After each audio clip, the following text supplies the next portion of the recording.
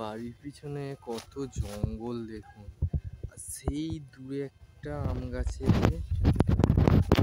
এত আম হয়ে আছে যে বলার মতো নয়। ভাই যে দেখুন, সেই জুম করে দেখাচ্ছি, সেই দূরে বড় আম গাছটা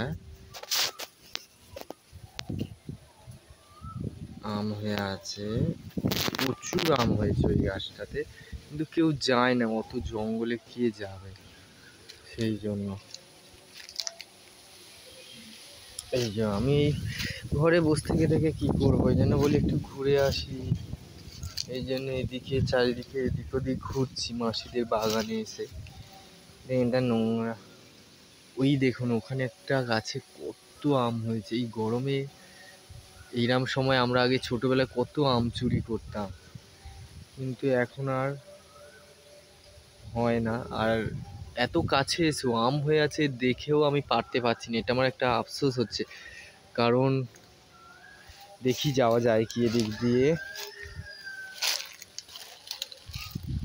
যা জঙ্গল দিয়ে যাওয়া যায় কি দেখি। বাবা,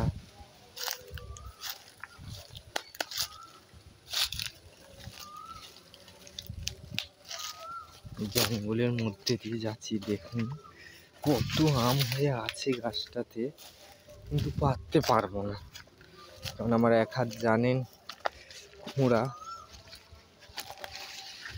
এই যে দেখুন এই গাছটায় কত আম হয়ে আছে দেখুন,